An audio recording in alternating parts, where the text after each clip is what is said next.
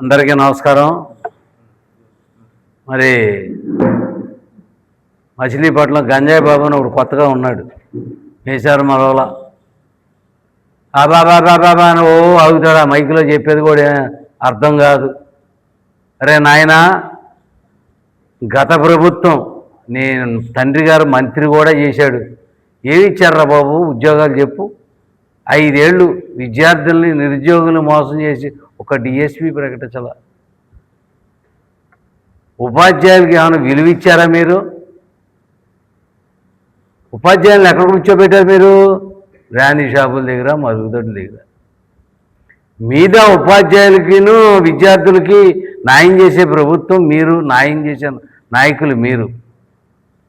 ఏం మాట్లాడతారా బాబు? నారా చంద్రబాబు నాయుడు గారు కూటమి ప్రభుత్వం నాయకత్వంలో నారా లోకేష్ విద్యాశాఖ మంత్రిగా ఉండి ఇచ్చిన మాట ప్రకారం 16,000 పైచులుక డిఎస్సి పోస్టులు ఇచ్చారే. అవి కూడా రిజర్వేషన్ వారిగా ఇచ్చారే. నీకు కళ్ళు కనపడతలా, మూసిపోయినాయి. ఏదేదో మాట్లాడతావు, అర్థం లేని మాటలు మాట్లాడుతున్నావు. నారా లోకేష్ గారిని కానీ, నారా చంద్రబాబు నాయుడు గారు, పవన్ కళ్యాణ్ గారు మాట్లాడే అర్హత, కూటమి ప్రభుత్వం మాట్లాడే అర్హత నీకు లేదు, నీ తండ్రికి లేదు, నీకు లేదు, మీ గత ప్రభుత్వానికి లేదు. చెప్పిన మాట ప్రకారం 10th క్లాస్ పేపర్ లీక్ అయిందని చెప్పావే. నేను ఈనాడులో రాశా. చదువుకున్నావా నువ్వు? చదువుకుంటే ఆ పేపర్ చూసి నీకు అర్థమయ్యేది. అసలు పేపర్ లీక్ ఎట్ట అవుతురా బాబు? పేపర్ లీక్ చేసే బతుకు మీది, అన్యాయం చేసే బతుకు మీది, ప్రజల సొమ్ము దోచే ప్రభుత్వం మీది. కూటమి ప్రభుత్వాలు ఎక్కడా కూడా ఎవరికి అన్యాయాలు జరగవు. ఒకటి గుర్తుంచుకో. ఏం చేసింది నీ ప్రభుత్వం? 5 ఏళ్లలో ఎవరికన్నా ఒక ఉద్యోగం ఇచ్చాను అన్నావు. సచివాలయం ఉద్యోగాలు కరెక్టే. నువ్వు ఎలా ఎవరికి ఇచ్చావు? నీ కార్యకర్తలకు ఇచ్చుకున్నావు, నీ దాబేదారులకు ఇచ్చుకున్నావు.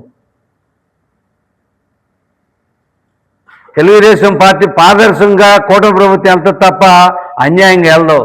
ఎక్కడ రుజువు చేయి. నారా లోకేష్ గారు పోస్టులు అమ్మారన్న రుజువు చేయి. నీకు దమ్ము సత్తా ఉంటే. ఒక మీడియా పట్టుకుని వాగటం కాదు. మీడియా ముందు మైక్ ఉంటే చాలు వాగేద్దామని కాదు. నారా లోకేష్ గారు మాట్లాడే ప్రతి మాట ప్రజలకి, ప్రభుత్వానికి, విద్యార్థులకు కూడా, నిరుద్యోగులకి ఒక మంచి బాట. స్కిల్ డెవలప్మెంట్ పెట్టారు. స్కిల్ డెవలప్మెంట్ ద్వారా ఎంతమంది నిరుద్యోగులకి ఉపాధి కల్పిస్తున్నారు? కంపెనీలు తీసుకొస్తున్నారు. ఏదో వాళ్ళు పెట్టిన కంపెనీ నువ్వు వెళ్ళి మాట్లాడుతున్నావు. నువ్వు అసలు నీ 5 ఏళ్ళు ఏమైనా తెచ్చావా? ఒక్క కంపెనీ, డొల్ల కంపెనీలు పెట్టి దోసింది మీరు. మద్యం కుంభకోణాలు చేసింది మీరు. ఇవాళ మీ నాయకుడి యొక్క పిఏలు కొన్ని వేల కోట్లు పట్టుకున్నారు కదా, సిగ్గుందా? మనం దోచేశాంగా. ఏం మాట్లాడుతున్నావు నువ్వు? ఈ తెలుగుదేశం పార్టీ కూటమి ప్రభుత్వాన్ని అనే సత్తా నీకు లేదు. అసలు నారా లోకేష్ అనే ఇది నీకు లేదు. గత ప్రభుత్వానికి ఈ ప్రభుత్వానికి కూడా ఎంతో తేడా ఉన్న ప్రజలు చెప్పుకుంటున్నారు.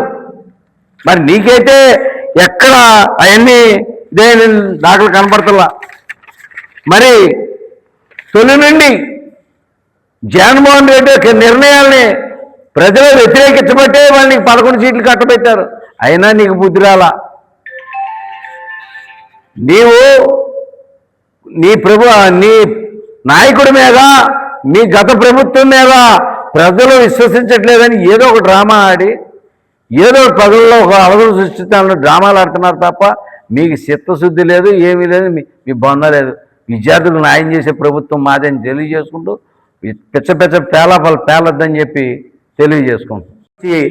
ఆ విద్యా వ్యవస్థకి, ఉపాధ్యాయులకి గౌరవాన్ని కల్పించిన నాయకుడు మన నారా లోకేష్ గారు అని ఈ సందర్భంగా తెలియజేస్తున్నాం. తల్లి, తండ్రి, గురువు, దైవం అని చెప్పి పూజించే మన దేశంలో, అంటే ఉపాధ్యాయుడిని దైవంతో సమానంగా భావించే భారతదేశంలో మీ అధికారాన్ని అడ్డం పెట్టుకుని కళ్ళు నెత్తికెక్కి అత్యంత పవిత్రంగా భావించే ఉపాధ్యాయుల్ని వైన్ షాపుల దగ్గర పెట్టి మీరు వాళ్ళ దగ్గర మద్యం అమ్మించిన మాట వాస్తవం కాదా అని ఈ సందర్భంగా తెలియజేస్తున్నాం.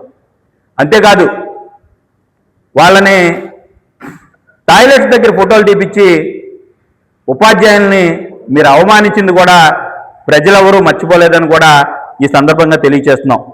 అంతేకాదు రాష్ట్రంలో కానీ మన మచిలీపట్నంలో కానీ ప్రజలకి అన్ని రకాల మౌలిక సదుపాయాలు కల్పించడంలో ఈ కూటమి ప్రభుత్వం పూర్తి చిత్తశుద్ధితో పనిచేస్తుందని కూడా ఈ సందర్భంగా తెలియజేస్తూ, ఏదైనా మాట్లాడే ముందు మన అర్హత ఏంటో తెలుసుకుని మాట్లాడాలని చెప్పి కూడా నీకు తెలియజేస్తున్నాం. ఇక్కడ బందర్ లోకల్ దాని గురించి మాట్లాడటానికే నీకు సరైన నాలెడ్జ్ లేదు. ఎవడో స్క్రిప్ట్ రాసి ఇవ్వటం, దాన్ని పట్టుకుని అసలు నువ్వేం మాట్లాడుతున్నావో, దేని గురించి మాట్లాడుతున్నావో దానికి ముందు మనం మాట్లాడితే ఆ విషయంలో మనం గత 5 ఏళ్లలో చేసిన ఘనకార్యాలు ఏంటో ప్రజలు గుర్తుంచుకుంటారని కూడా గుర్తుపెట్టుకుని మాట్లాడే ముందు జాగ్రత్తగా మాట్లాడాలి, నోరు అదుపులో పెట్టుకుని మాట్లాడాలని కూడా ఈ సందర్భంగా తెలియజేస్తున్నాం. భద్ర ప్రజల బృందాన్ని డెవలప్మెంట్ చేస్తూ ఉంటే చూడలేక నానా రాద్రాంతాలు చేస్తా ఆయన మీద ఆరోపణలు చేస్తూ ఉన్నారు. మేము ప్రజలు మాకు అధికారాన్ని ఇచ్చింది అభివృద్ధి చేయడానికి, ప్రజల్ని వారి యొక్క ఆలోచన విధానాన్ని, ఈ అధికారాన్ని 5 సంవత్సరాలు వాళ్ళకు ఉపయోగపడే విధంగా చేయాలని మనం చూస్తూ ఉంటే వీళ్ళు ప్రజల్ని మళ్లించడం కోసం 2019 ఎన్నికల్లో ఇలాంటి తప్పుడు మాటలు చెప్పి, ఇలాంటి మోసమైన మాటలు చెప్పి ఆ రోజున అధికారాన్ని చేర్చుకున్నారు. ఇవాళ మళ్ళీ అదే అభివృద్ధి చేస్తూ ఉంటే మళ్ళీ ప్రజల్ని డైవర్ట్ చేసే ప్రయత్నం. ఇవాళ మచిలీపట్నం ప్రజలు ఖచ్చితంగా ఏదైతే కొల్లు రవీంద్ర గారికి 52,000 మెజార్టీ ఇచ్చారో అదే అనుగుణంగా ఆయన రాత్రి పగర్లు ఎక్కడున్నా కూడా మచిలీపట్నం నియోజకవర్గమే ఏకైక అభివృద్ధి చేయాలని ఏకైక లక్ష్యంతో ఆయన పనిచేస్తూ ఉన్నారు. ఖచ్చితంగా కూడా చెప్తా ఉన్నాం, మీ తండ్రి కొడుకులు ఇద్దరు మచిలీపట్నం అభివృద్ధిని ఆపలేరు. కొల్లు రవీంద్ర గారిని అవాకు చవాకులు చెప్తే, లేనిపోని మాటలు చెప్తే నమ్మే పరిస్థితుల్లో మచిలీపట్నం ప్రజలు లేరు. ఖచ్చితంగా ఏదైతే మీ జగన్మోహన్ రెడ్డి ఆలోచనలు ఉన్నాయో మొన్న చూసాం మనం, ఆయన పిఏ మన అధికారంలోనే కదా, మీ తండ్రి గారే చెప్పాడు కదా, ప్రజలు లంచాలు తీసుకోవద్దండి, గిఫ్ట్ రూపంలో అయితే తీసుకుంటే అదే దీన్ని నీ మాటలు స్ఫూర్తిగా తీసుకుని జగన్మోహన్ రెడ్డి పిఎస్ గిఫ్ట్లు తీసుకుంటే 1,000 కోట్లు వచ్చినాయి. ఇవాళ రాష్ట్రంలో అవినీతికి, అక్రమాలకి, రౌడీజానికి, మోసాలకి, దగాకి కేరా మద్రాస్ వైఎస్ఆర్సీపీ పార్టీ. అది గుర్తుపెట్టుకోమని కూడా చెప్తా ఉన్నా.